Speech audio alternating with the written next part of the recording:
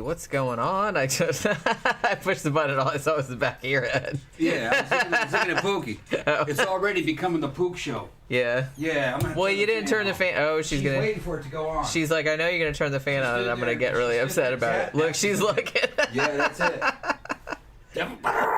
She's gonna start yelling. She's got to say something about it. You turned it on. Yeah. Okay, hold on. Yeah. That's What, us what are you doing? Yeah, no. Shit's happening. Murder Hornet said train intro. I didn't play the train intro, did I?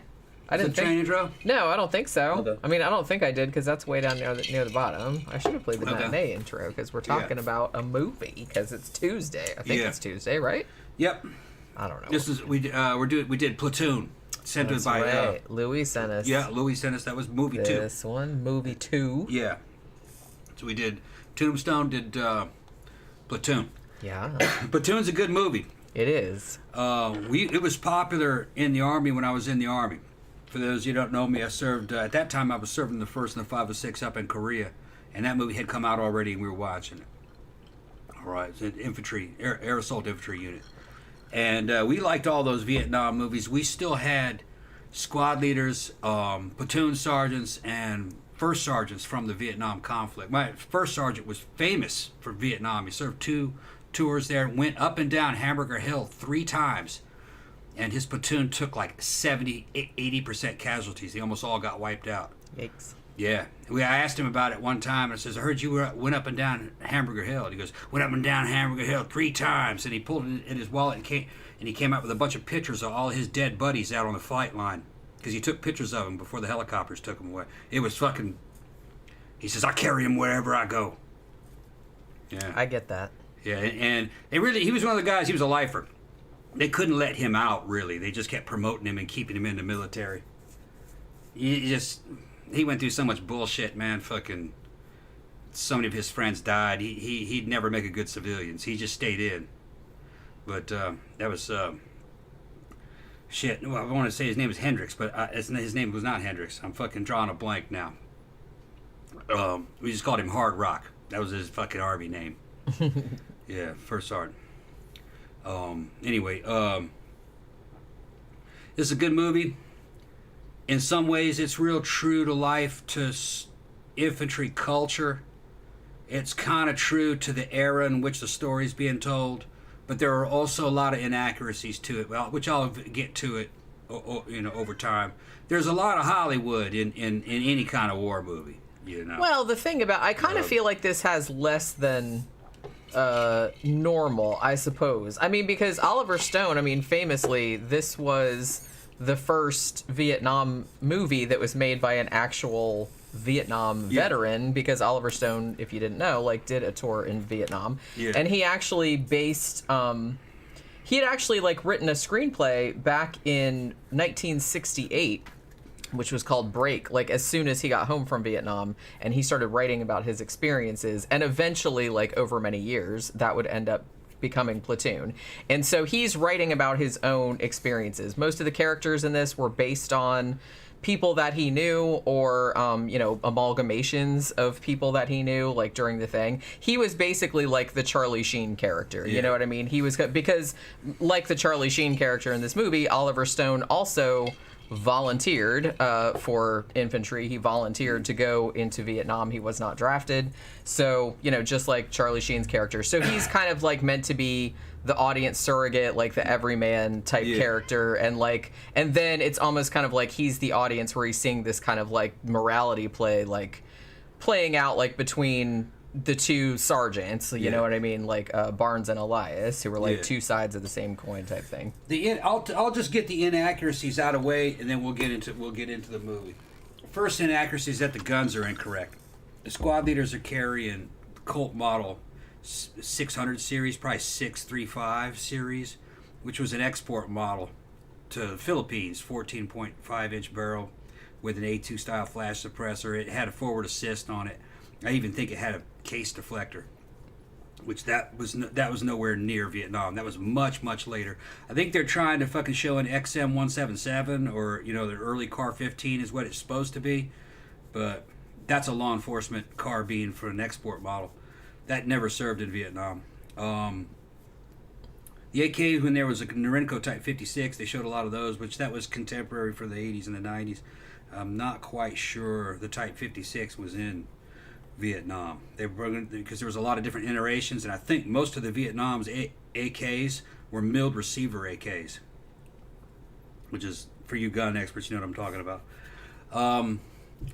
Other than that, I was an M60 gunner, and the way they showed the M60s, that's spot on. They even got the sound correct. Some of the stuff that they got wrong is that the belts were all down in the mud, and they're still fucking fired. Those things that jam up fucking as soon as there is anything on those fucking linked ammunition, you pull it into the fucking feed tray on the top of the gun, it fucking jam it. They weren't that reliable. Didn't like that machine gun. They eventually replaced it. It took an expert to keep that fucker running, which they all drilled that into us. Another thing that was inaccurate is that they're not very rarely wearing headgear, and they have long hair. You had guys with long hair in the Vietnam theater at certain years. Usually that was earlier on in the conflict, and it was special forces guys that had long hair, and they would put them in hokey camouflage outfits and give them random weapons from around the world. And their cover story was that they were international mercenaries. So that's why they had long hair. They were trying to disguise themselves as something other than U.S. Army. I've seen some videos later on where some of the guys kind of have longish hair, but man, Vietnam is fucking hot and wet. Anybody worth their salt's gonna fucking have real short hair or no hair, because it's fucking miserable doing what they were doing. They were mostly doing patrols out of fire bases, and they wore headgear. Served with a lot of Vietnam vets, and they would kind of say, yeah, they're always showing them like rag bags and shit. When there's time to take photos, a lot of times you're not in combat. You're not fighting when photographs are being taken. So their helmets are off. They might even have flak vests off. Even their equipment's off, and they're taking pictures of each other because they're resting. They're in a safe area. When they're working and fighting, they had fucking steel pot helmets on, flag vests. They were wearing a lot of stuff. So they actually ran a pretty tight ship. You couldn't just make shit up. You know what I mean? Just wear whatever you wanted to wear. Now, maybe early on, but everything I heard from guys that were there said that they actually ran a pretty disciplined and pretty tight ship. It was very conventional. So, but they did do drugs. They did do shit. They did crazy shit every now and then because it was a very confusing environment. They weren't sure what the rules of engagement were. They didn't really even know who they were fighting. It was more like a law enforcement thing. And if somebody ran, they thought they were enemy. If somebody wore black pajamas, they might be enemy. But everybody was wearing black pajamas.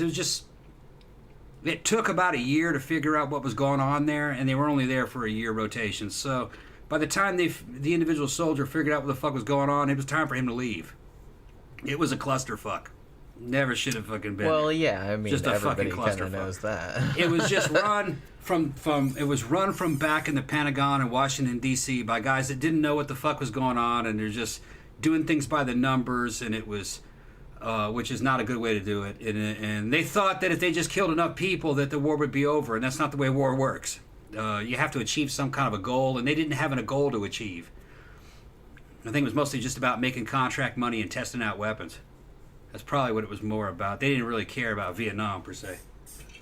It was a clusterfuck. What I was going to say about, everybody being, like what you were saying earlier about, people wearing what they wanted with the headgear or whatever. Yeah. I kind of feel like that's kind of an acceptable, fudge, like, in movies, because a lot of times, like, you want to be able to, like, distinguish all the characters from one another. They have to look different. So you want to be able to see their faces, and, like, they have to have, like, slightly different hair, so they're not kind of all... Because, if they shaved all their heads and, like, we're all wearing helmets, you'd be like, well, who the fuck was that now? You know what I mean? It's a movie, so you have to give it, like, some... But, from what I said, like, it does seem like... a lot of guys that were in Vietnam, like, really do relate to this movie because it, like, brings back a lot of memories for them. I was, like, I was reading, like, I watched, like, a few videos about this. There was actually a really good one. This one channel that does Analyzing Evil and always does kind of, like, villains from all the movies and, like, does these really in-depth kind of things, and they're really good. But he did one about Barnes. And I was reading some of the comments under that, and some of the people were like older guys that had been in Vietnam, and they either said, yeah, I really love this movie because it was kind of like my experience, but a couple of the people were like, well, I kind of don't want to watch it because because I've heard that it's like realistic and it'll remind me. So there's that as well. Vietnam vets that I served with, this is back in the very early to mid 90s. We watched them all, and according to those guys, and we kind of went along with it. The most accurate one that I remembered was Hamburger Hill, which I haven't seen in years and years. Hamburger Hill. Every Vietnam veteran was like, no, that's that. It was like that. That's what it was, and the way they were doing shit was basically the exact same way we were doing things in the 90s. It was just like that. It was just a different theater. But over time, because of film reels and shit and how it got filtered down into the American psyche during the 60s and the 70s, what you have is portrayals of Vietnam more like Platoon and Apocalypse Now, which those are great movies. Although Apocalypse Now, I kind of feel like is a lot more dreamlike and surreal, like mythology. Right, whereas this one is a lot more grounded in reality. Right, yeah. It's not really, it's not all that overblown at all. It's not really. You can tell that like Oliver Stone is trying to keep it like as kind of grounded and realistic as possible. I remember thinking, that we were all blown away by Hamburger Hill, and these are guys that some of the guys that were watching it with us were Vietnam veterans. They says, no, that's what it was like. So I want to see that one again too. Yeah, I wouldn't mind seeing that. I remember that being really good, but like I said, when did that come out? Early 90s? Early 90s. I think, what was it, 93? Mm-hmm. How do I remember that? I don't know. Unless that's wrong. There was another one that kind of had an all-star cast. It was another good movie. It's just that one was not quite as flashy. And it's kind of been forgotten over time. It was slightly lower budget, I think. Yeah. Although this one, I was shocked when I looked up Platoon. I believe cost $6.5 million to make. That's it. Yeah. They shot it in the Philippines, like they usually do with movies about Vietnam. That's where they got those. That's where they got those cult. Well, that's what I was gonna say earlier. Like what I said, that's probably why, because they shot it in the Philippines. Yeah. But because like I said, that's a Filipino contract weapon. But I mean, this movie was. I remember this came out. This was 1986. And this was massively successful. It made like 140 million or something like that. It might have been. It was a massive hit. It won Best Picture that year. Oliver Stone won Best Director that year. I think it won a couple more Oscars, and it was nominated for 8. Mm-hmm. I kind of like Willem Dafoe was nominated. I think Tom Berenger was nominated. They didn't win, but they were all nominated. And I had forgotten because, like I said, I've seen this movie a couple of times, but it's 20 years since I've seen it. I remembered Willem Dafoe in it. I remembered Tom Berenger in it. I remembered Charlie Sheen in it. But I forgot that Keith David is in this. Yeah. I forgot that Kevin Dillon was in this. Yeah. I forgot that Johnny Depp was in this, like very, very young. Yeah. Forrest Whitaker is in this. Yep. Tony Todd is in this. Like it's a very small part, but it's like I was like, man, this is another movie where I'm like, am I in this? It's all-star cast. I was 14 years old when this movie came out. Maybe I'm in there. I'm not really sure. But yeah, like everybody, like it had a massive cast. Again, like just like we were talking about with Tombstone, like just had a fucking stacked cast. And there's so many good actors in it that like you forget like all these other great actors that were in it as well, because they were just kind of like, it was just such a good ensemble piece. But I mean, the thing about, I kind of feel like either Tom Berenger or Willem Dafoe should have won. Maybe I think they were both nominated for Best Supporting Actor, but they were both great in this because, like I said, Charlie Sheen. I mean, he's Charlie Sheen. You know what I mean? He's kind of like I said, he's the audience surrogate. He was kind of like the Oliver Stone surrogate, and he was just kind of like the everyman character that was coming in. But the story is not necessarily, I don't want to say it's not necessarily about him, but he's kind of like the observer, or he's just kind of like an everyman that's inserted into this larger conflict and like kind of showing how it affects him. But I feel like the meat of the story is more about the conflict, like the moral conflict between, Tom Berenger's character, Barnes, and Willem Dafoe's character, you know what I mean? Like Elias. Where, if you notice, because I remember that you said during that one scene where it might be the first time they show Willem Dafoe, like Elias, where he's walking with his gun over like that. Yeah. And you said, well, they wouldn't carry their gun like that. Well, and I was thinking to myself, the reason that they had him do it, it's symbolic. He's supposed to be like a Jesus Christ type analog. So because I think even one of the other characters calls him Jesus Christ at one point. He's walking on water. So it was supposed, like a water walker. Yeah. Shit like that. So I had interpreted that character even back in the day as being gay, basically. He might have been. I thought that's kind of like that. They aren't overt about it. Yeah. But they were definitely trying to do like a Christ figure thing. Yeah. Though. I was in the don't ask, don't tell era. You could have gays. They just couldn't be openly gay. It was a professional kind of situation where they didn't want they wanted everybody had to be uniform. Everybody had to be the same. And it makes a lot of sense if you're in a combat unit. There can't be any relationships between these dudes. They have to be equally expendable. Okay. Some dudes you have to leave behind to die. It's just the nature of infantry combat. So you don't want any kind, and you definitely don't want any promotions happening based upon who's sleeping with who. So everybody has to be equally expendable, equally kind of like. That's just good, but equally expendable. There can't be any really relationships. But the problem is that you all end up kind of being brothers anyway. So you can't really avoid it.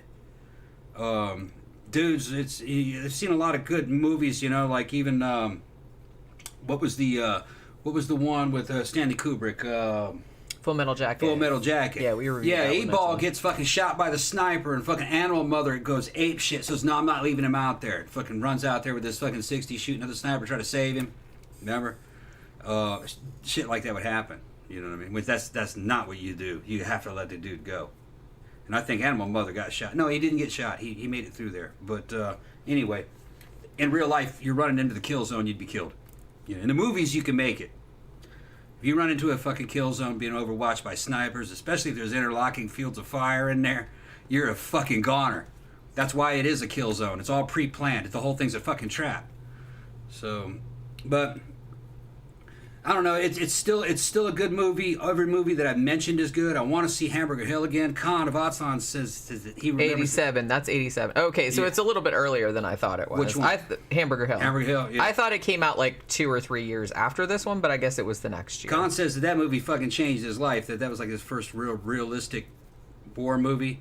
And we watched it when we were in the Army, and we were blown away. We're like, yeah, that's it. And dudes that were in Vietnam were saying, yeah, that's it right there. That's exactly the way it was. Pretty much that was accurate. The other ones, people liked them, but they were Hollywood, they were stories.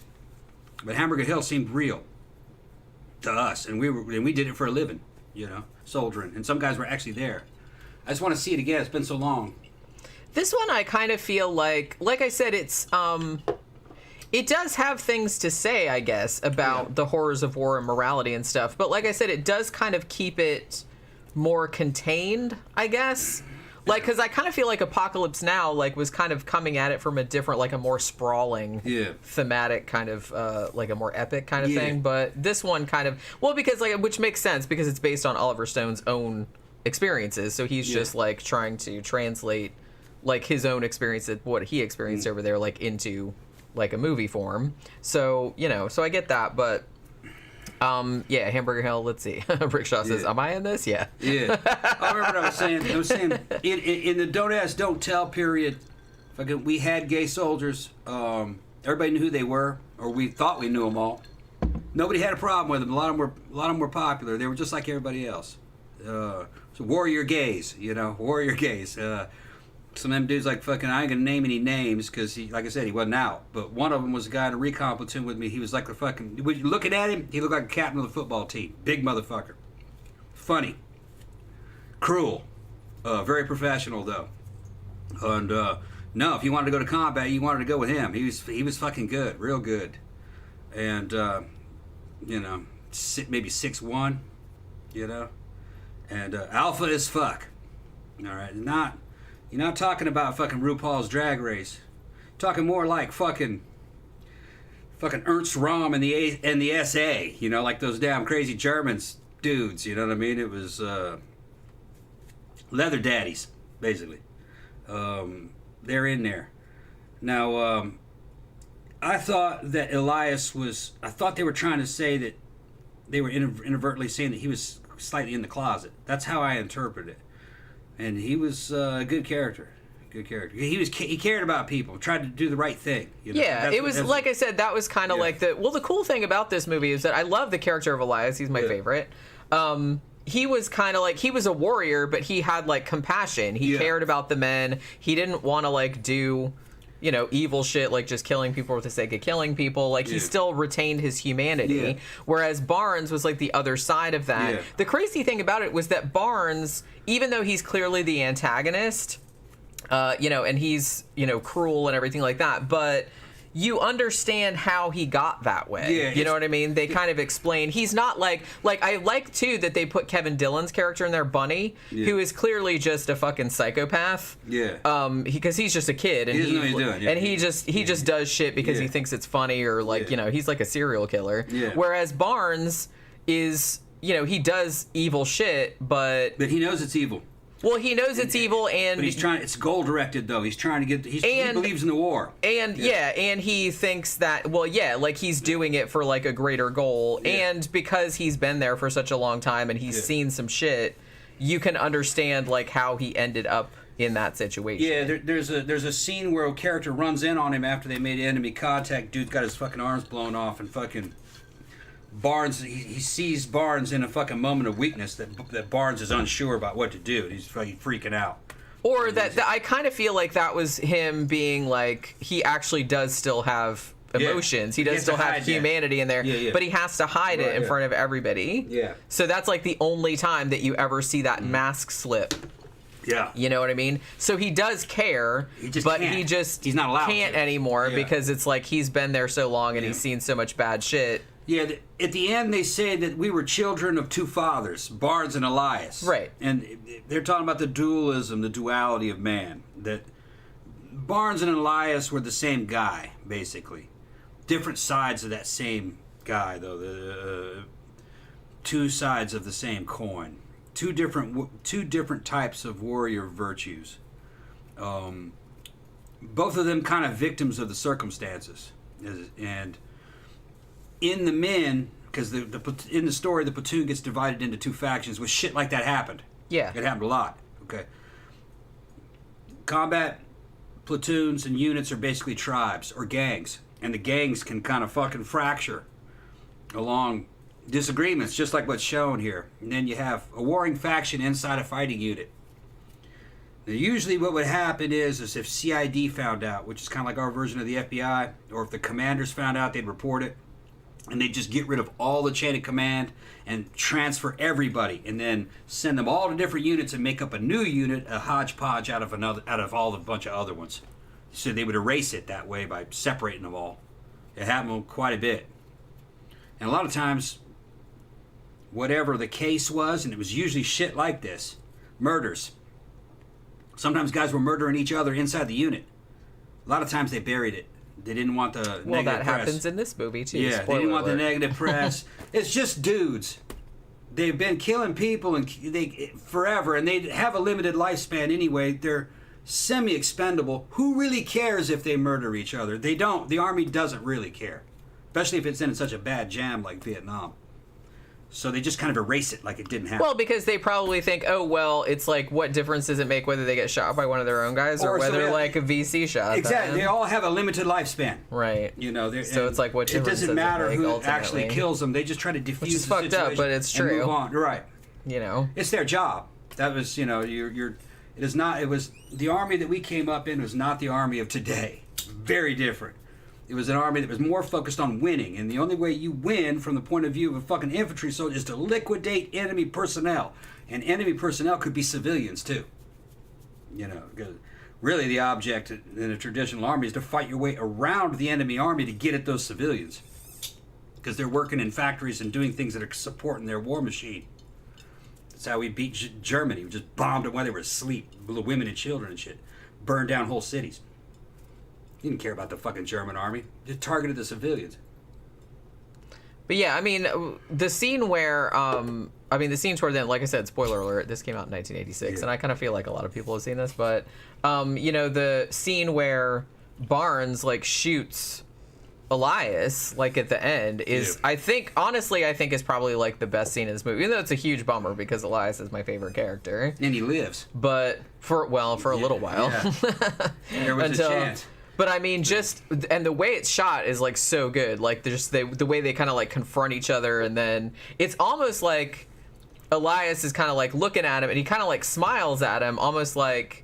I mean, the dude's pointing a gun at him. He's got to know, like, he's probably going to shoot him, but maybe he thinks that he's not gonna? No, he doesn't think he's identified yet. Maybe. He sees him and goes, it's me. But then it turns out, oh, shit. Yeah, because then that smile, kind of goes... and they don't even show his mouth. He just shows his eyes, but you can tell that he's, not smiling anymore, like, uh-oh. You know what I mean? He's like, yeah, I know it's you. And then, like, he fucking kills him anyway. But, that was, like, that's fucked up. Zach said, didn't this win the Oscar for Best Editing too? Yes, it did. This won 4 Oscars, won Best Picture, Best Director, Best Editing, and I think Best Sound Editing. It was nominated for 4 more, but it didn't win the other ones. And then Zach said, can we talk about how legit hot Dafoe was back in the day too? I was thinking that when I was watching this movie. I was like, wow, Willem Dafoe, he's kind of one of those dudes that's like kind of weird looking, but also, like, kind of sexy. He's real skinny and wiry, but he's got good definition. Motherfucker's bumping Winstraw. He looked really good in this. Yeah. Well, and the thing, too, about this movie is that, I mean, obviously they ran all the actors, like, through...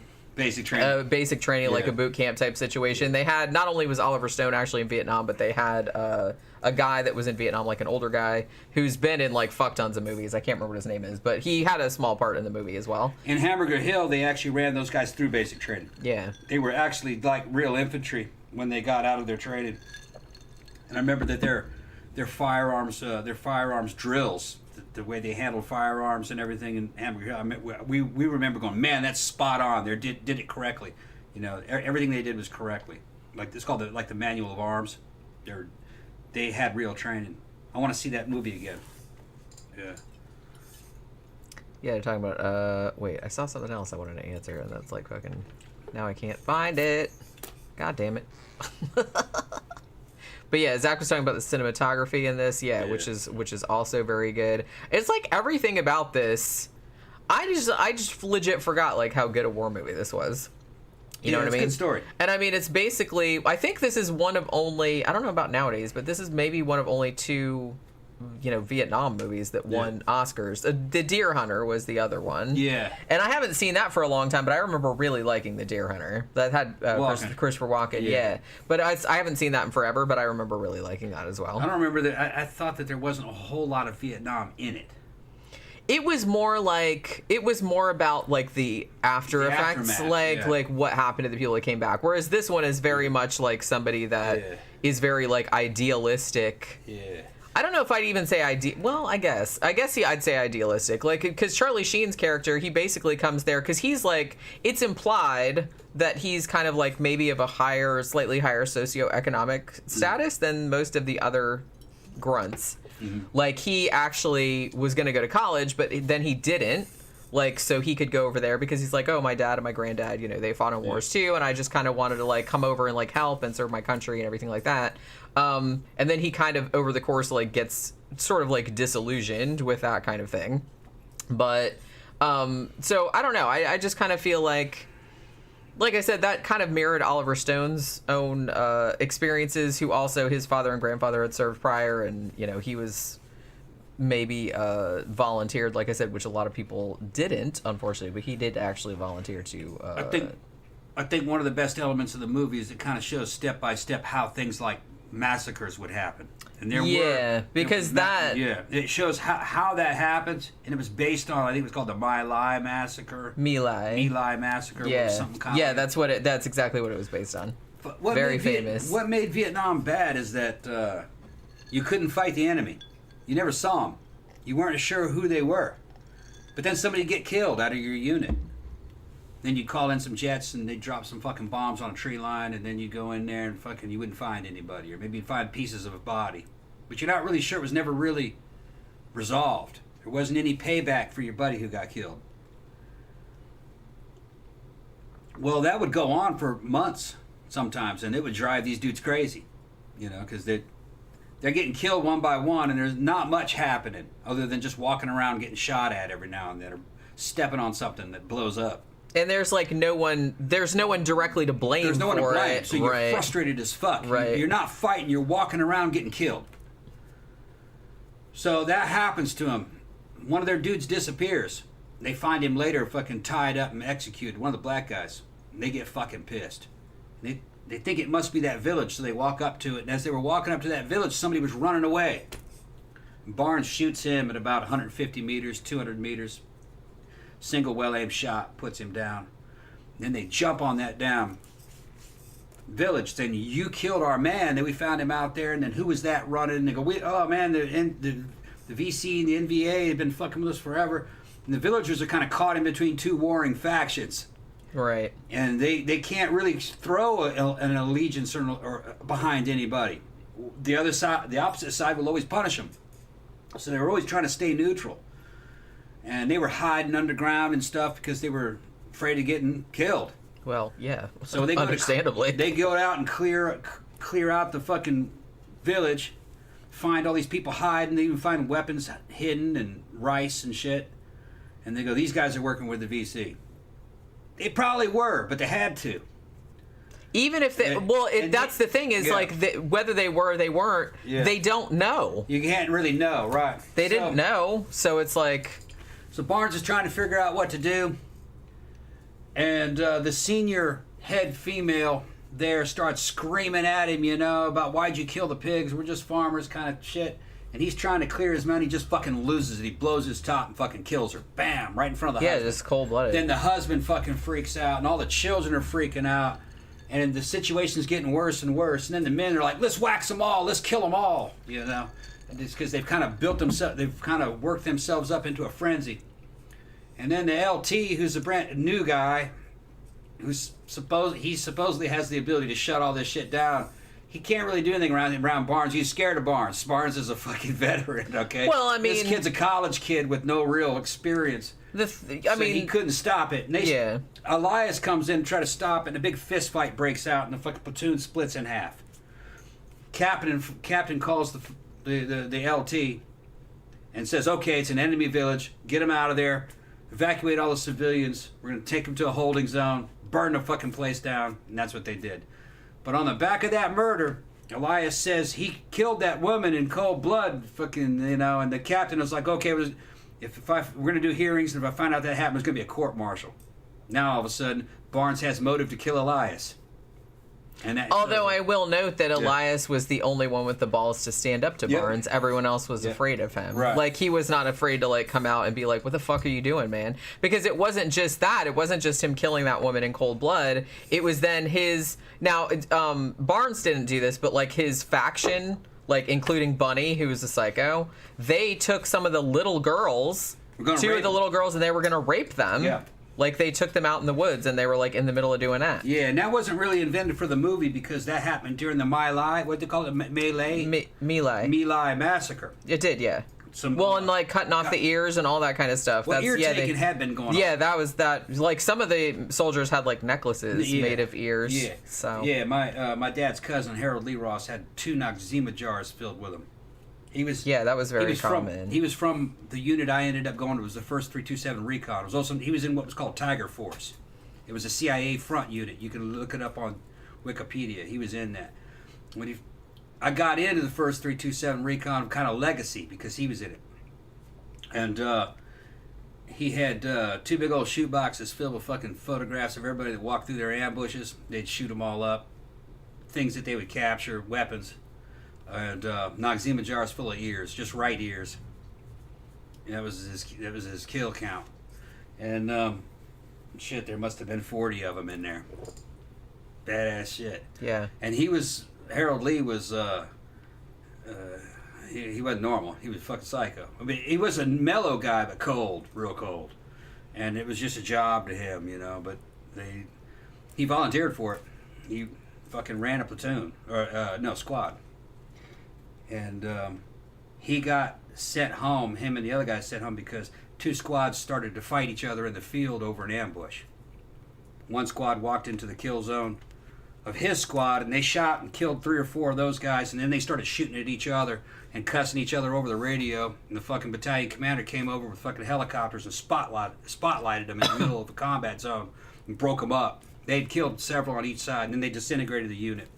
And Harold Lee was sent home.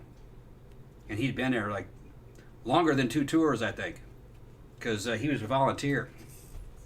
And it was working. They were basically working for the CIA. They were Army, but it was a front group. It was weird. But so that kind of happens in this movie because that happened a lot in Vietnam.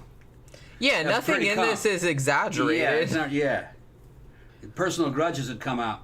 And what it was is fucking one of the squads from the platoon walked through the ambush and fucking they told him, said, hey, you're not supposed to be walking around at night. That was against SOP. Moving at night was against the rules.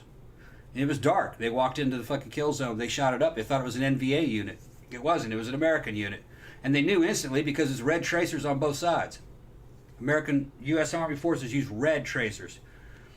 The NVA used green. So it's just red tracers going in both directions. And they didn't care, though. You know, how dare you walk through, you fucked up, you fuck ups, you know what I mean? It's a professional disagreement.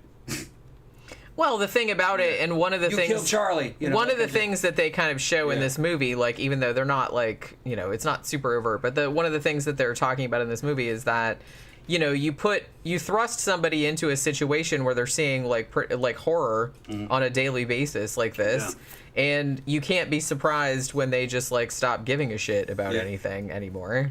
You know what I mean? Which, like I said, I kind of feel like that's what happened with Barnes's character. Yeah. You know, he'd been there so long that he just, like, saw some shit. He just didn't really give a shit. He just, like, went totally cold and everything. Yeah. Kanavatan said, Tom, have you ever seen Patton? I've never seen it. Yeah, it's a good movie. It is good. I haven't seen it in a long time, but I remember it being really Now, remember, the movie's fairly accurate, historically. But George C. Scott makes that movie. I mean, George C. Scott makes every movie that he's in. Right. Let's be honest. Yeah, the real Patton was not that... He didn't have that voice. He didn't project that amount of power. You can get recordings of General Patton talking. Patton was a character. He was a real character. He was a good general. Real good. But I must say that the U.S. had a lot of good generals that were about as good as him. Just so you don't hear about him. His story made a good movie because he was a wild character. So that movie kind of elevated his legend.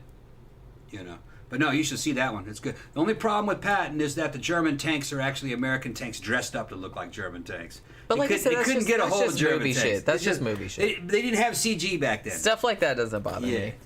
Drive me crazy. Well, I know. It's like I said, you're kind of like the equivalent of like Neil deGrasse Tyson. Yeah, like every time he goes and sees a sci-fi movie, he's like, the stars are wrong for that day. What are you doing? Right. You know what I mean? Like, I get it. I mean, I get the same thing, like, if there's things that I know a lot about, and, like, I see it in a movie, I'm like, oh, that's not right, or whatever, but I don't know. It doesn't bother me all that much. What was different about... Because a movie's a movie. What was different about Patton, not only was he a very good battlefield commander, and a lot of he wrote really good books. I read War as I Knew It. It's a really good book. It's a very short read and real fun. It's his commentary on fighting the Germans. And he brought up a lot of weird shit that he didn't know what it was, but later it was answered. He found some kind of launch platform out in France, and he described it. It was a big old long rail made out of concrete on the ground and a bunch of fucking concrete structures all around it. And he couldn't figure out what it was, and he died before he ever had a chance to figure out what it was. He got killed in an automobile accident.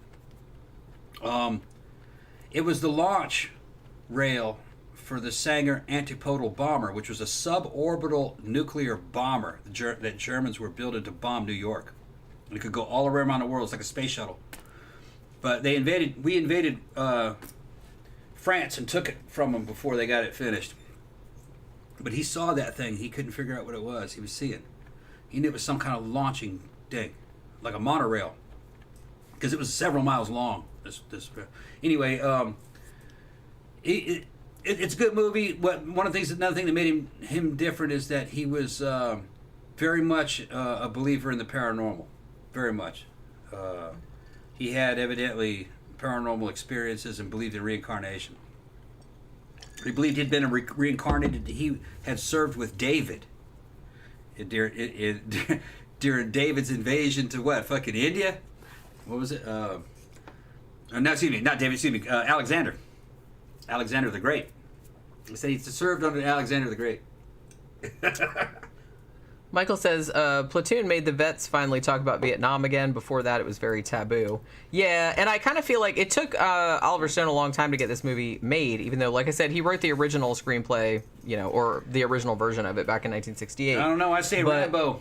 No, what I was going to say, Before I interrupted. Before you interrupted, was it took him a lot, because they were like, well, Rambo's not exactly a Vietnam movie in that sense, you know what I mean? Yeah. But they thought, well, there's already been The Deer Hunter, there's already been Apocalypse Now, and those are classics, so why do you think you can make another Vietnam movie that's better than those?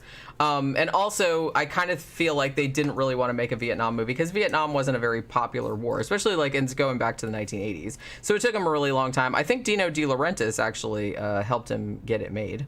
And Michael said it was realistic, according to the vets. And then John Smith is talking about Heaven and Earth is Stone's underrated Vietnam movie. Yeah, that was like, that was the third one he made, because he made this one, and then he made Born on the 4th of July with Tom Cruise, which is actually like pretty good. I remember seeing that too. I don't remember if I ever saw Heaven and Earth, though. That came out in 1993, and I have heard that was good, but that was like his Vietnam trilogy, I guess.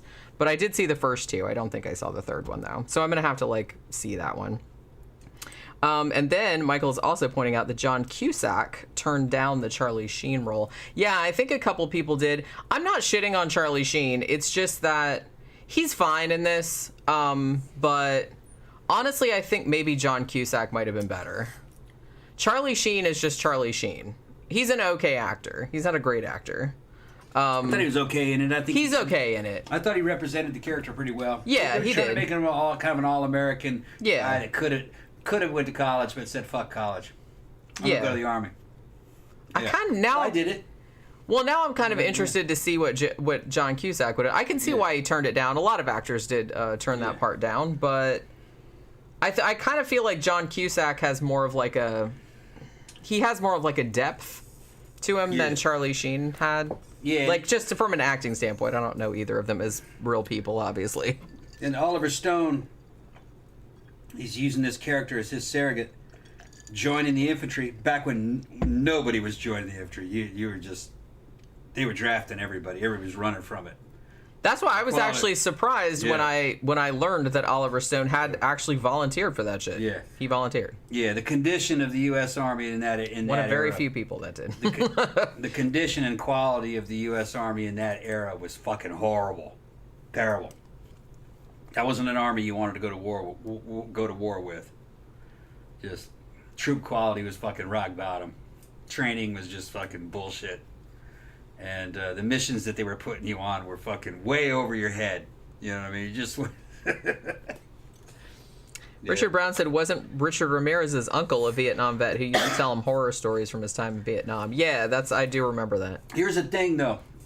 After Vietnam, there was a renaissance. Thank you, Michael. Thank you very much. He sent us After Vietnam, there was just an explosion of fucking war stories. Most of them fake. You had to really be careful who it was you were listening to. Just fake bullshit that never happened, and any old dude could say he was there and make up some wild shit, and that didn't happen. You know, he was never there. That kind of stuff. Yeah, John Smith said Heaven and Earth is great. It's the true story of a Vietnamese woman that at one point fights for the Viet Cong and ends up a businesswoman in the U.S. Midwest. Oh, you know what? Maybe I did see that, but it's been a long time. That sounds very familiar.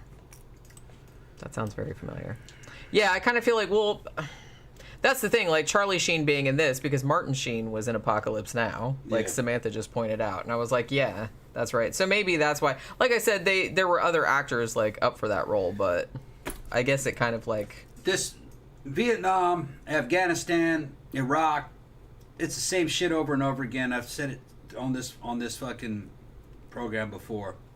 Americans in general, Westerners in general, are technophiliacs. They believe that technology can solve any problem. And they're kind of brainwashed to believe so because CNN did it back in the 90s. They would just show fucking JDAMs fucking guided laser-guided bombs just hitting pinpoint targets, and oh, we got them. Oh, yeah. Iraq was a third-rate fucking army. It was very static, okay? It wasn't, and it really wasn't about the fight. They didn't really want to fight for Saddam. So it kind of brainwashed people into thinking that if you have high-tech weapons, you win. No, not at all. If you have superior willpower, you win. We were down there fighting the Vietnamese for years, not knowing why we were losing. The whole place was fucking undermined with tunnels. The tunnels went all the way into Laos and Cambodia. The enemy was mostly in Laos and Cambodia most of the time.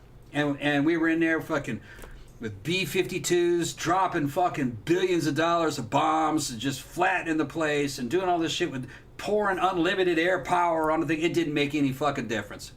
No difference.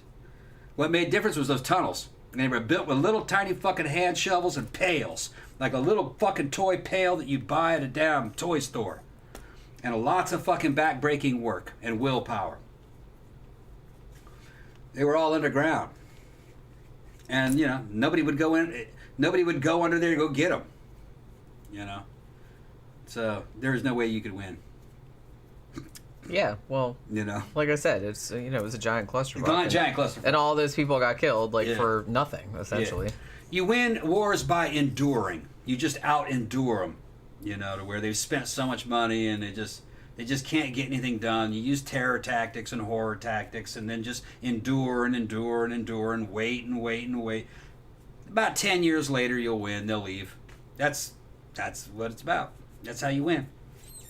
Michael says, I remember seeing this in 1987 and all these 40-year-old dudes were teary-eyed. I'm guessing they were vets. Yeah, I do kind of feel like I remember that being a thing, like that a lot of vets had seen this and they thought, that it really resonated with them.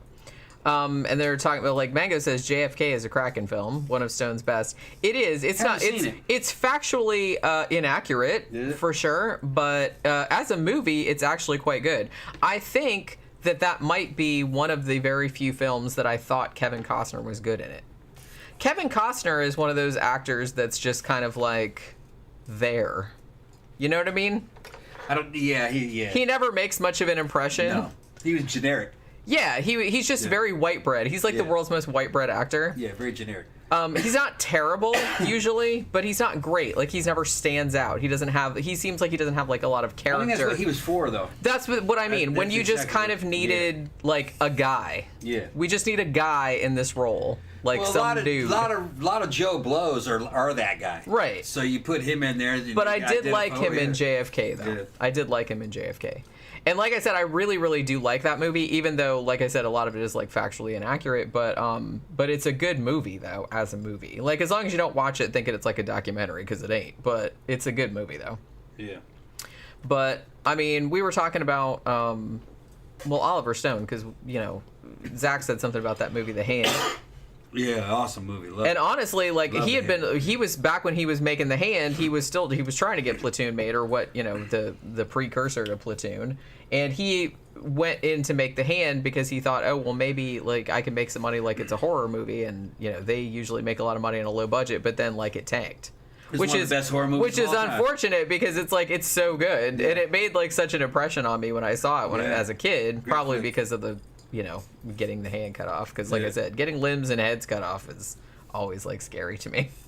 But I always remembered that movie. I remembered that scene where he got the hand cut off, but I had forgotten how good that movie was until we watched it. John Smith said, yep, Jim Garrison's argument about JFK is pretty much sidestepping bullshit. It is, yeah. But yeah, it is a great movie. Just don't watch it thinking that it's actually true or anything, because it's not, but it's still a good movie. All right. Yeah, Mango said, yeah, it has issues history-wise, but a Kraken thriller, and Costner is great in it. Yeah, I think that's probably... I haven't seen a shit ton of Kevin Costner's movies, but of the ones that I've seen, that's easily my favorite role. But he just always comes across as just very... I know this is going to sound mean, but he always comes across just very wooden. He comes across as very wooden. He doesn't really have, a lot of emotion or passion, or... He doesn't come across as, a character. He just comes across as, a guy who you, like I said, just this white bread guy. You'd meet him and then you'd immediately forget what his name was. He seems like that type of dude. For some reason women liked him though at that time. That was his charm, I guess, because you could just kind of read into anything that he did. You could add your own. Yeah, he's like a blank slate. You could add your own. Add your layer own of personality depth to him. Yeah. You could add your own You personality. could imagine there's something was going on behind. You could project a personality Yeah, onto exactly. him because he didn't have He's one. just kind of generic. Remember that movie he did with Whitney Houston, where he's like her bodyguard? And shit? Yeah, it was called The Bodyguard. The Bodyguard. Yeah, it is generic. And he was generic. I didn't like that movie. He was generic. I didn't like it. He was generic in the Postman, even though I liked the Postman movie. I actually liked his fucking biggest flop, Waterworld. I liked Waterworld. And that was, I did not like And in Waterworld. Waterworld, that was the closest you ever saw him to have a character. He was just this mean, silent dude who could breathe underwater. Maybe he'd be better as a villain. Yeah. Now, kind of Otson said he's good in Mr. Brooks. Yeah. That's right. I remember him being good in that. Although I don't remember a lot about it, but I remember liking that movie. Maybe he should be a bad guy. He'd be more interesting. Yeah. What was the one? Wasn't there a movie where he played Elvis? I don't know. Or he played somebody that was like an Elvis impersonator? 3,000 Miles to Graceland? Is that what I'm thinking of? I don't know. I didn't ever seen it. Ben says Dances with Wolves was pretty decent too, but he plays a limited role. Yeah, I remember liking Dances with Wolves, but I also remember thinking that he was like the least interesting thing about it. Hugo likes Waterworld and Postman. If you guys want us to review those movies, you send us the Blu-rays and we'll do it.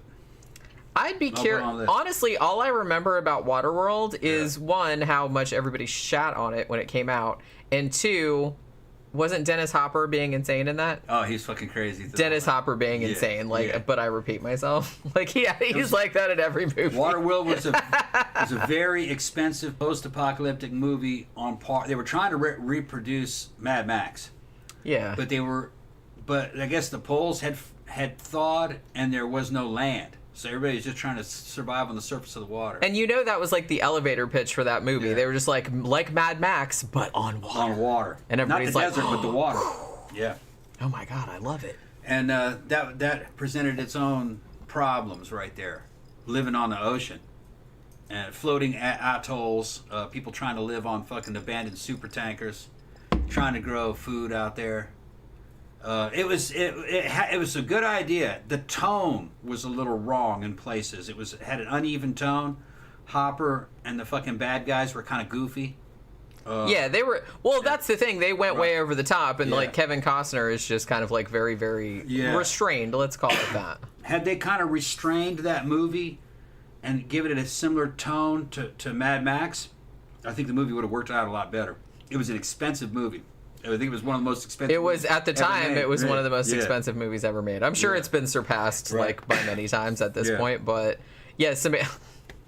I just laughed. Samantha said that's why he played the corpse in The Big Chill.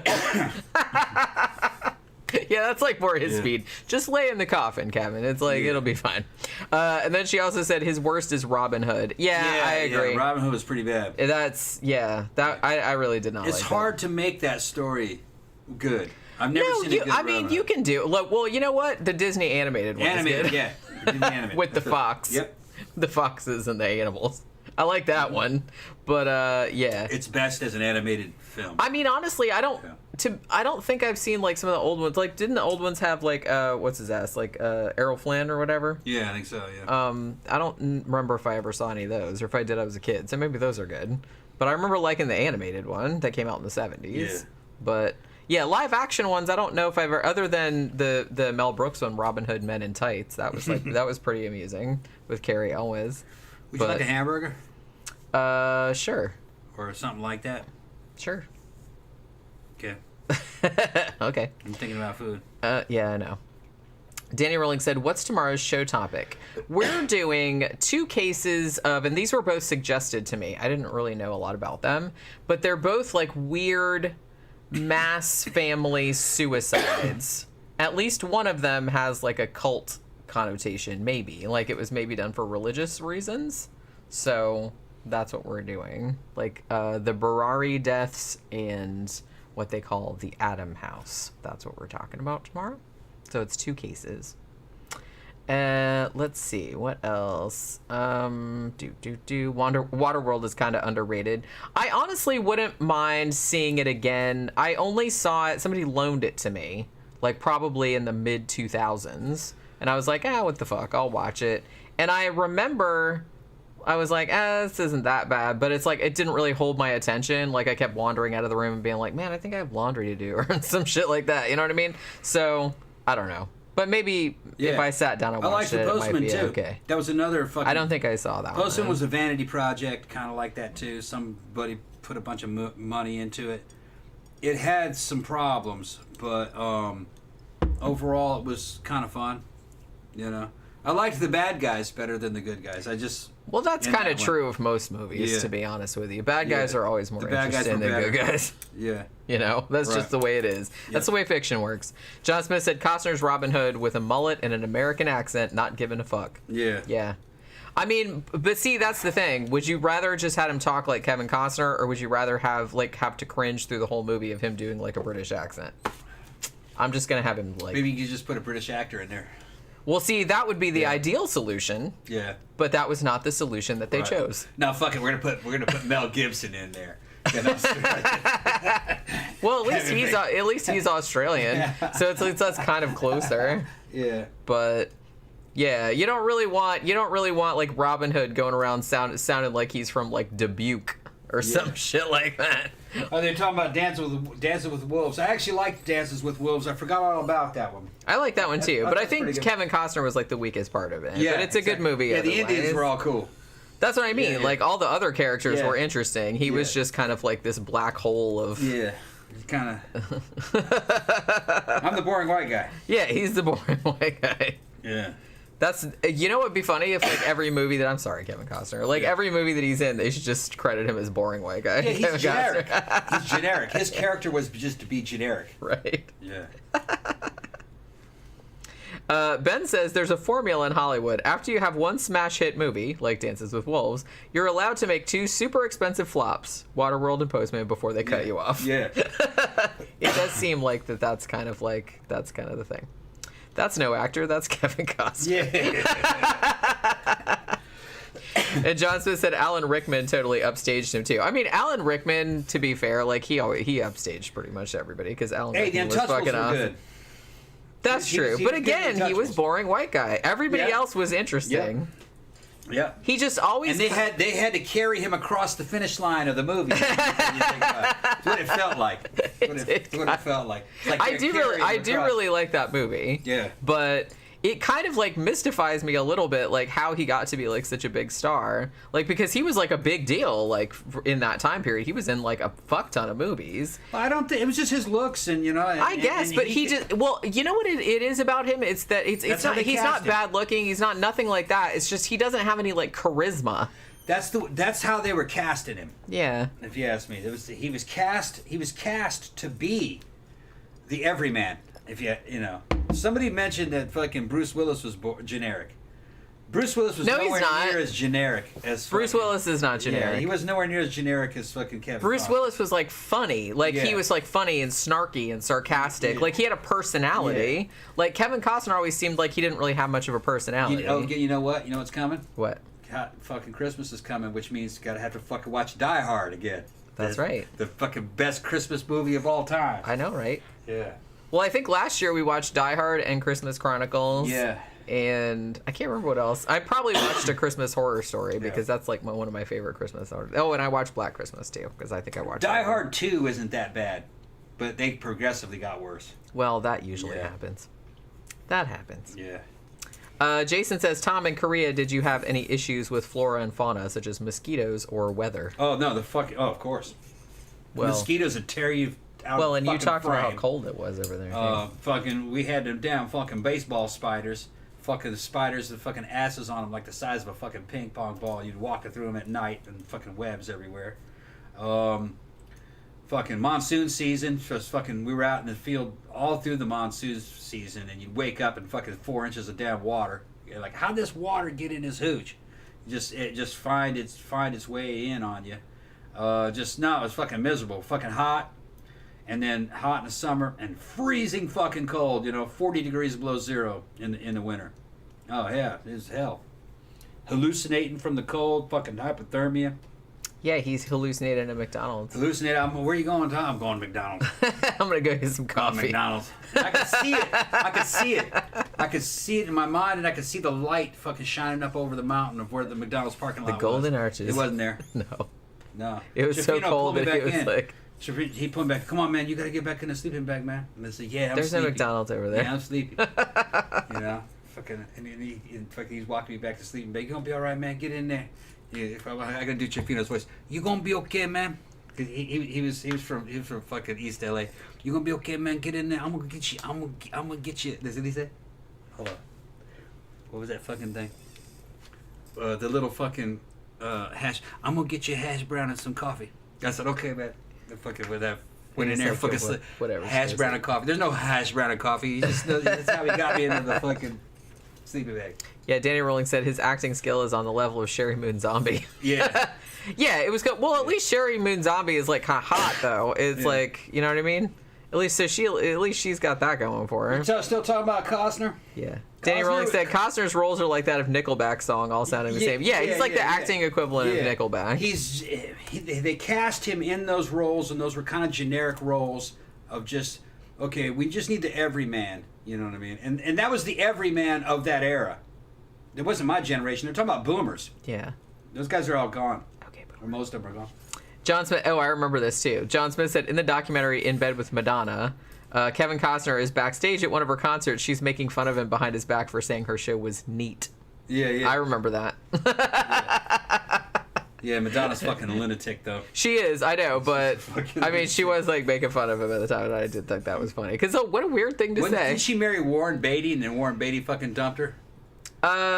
She was she married to Warren Beatty no, she was married to Sean Penn back in the 80s. I don't know if she married Warren Beatty. She dated Warren Beatty, and she put him in one of her self-made. Well, he was in Truth or Dare, wasn't he? That was a long time ago. I don't know. She was doing like documentaries about herself on the side. Yeah, Truth or Dare. Is that what it was? And he's black and white. He's ripping on her, which is actually probably pretty good. He's ripping on her, from what I remember inside the documentary. He's like, man, you're fucking crazy.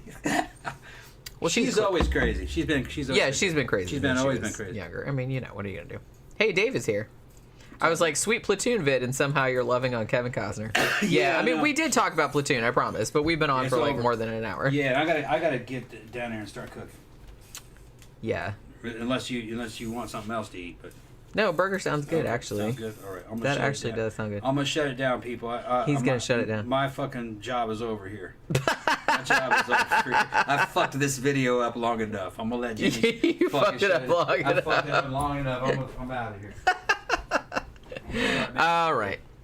So be sure to drop by tomorrow evening, same time, 6 p.m. EST, and we're going to do our main show, which, like I said, is 2 cases that were recommended to me. They're like about mass family suicides, Berari deaths, and the Adam House. So that's what we're going to be talking about tomorrow night. So hopefully you guys can all make it and hang out with us, and we'll see you guys again tomorrow. Good night.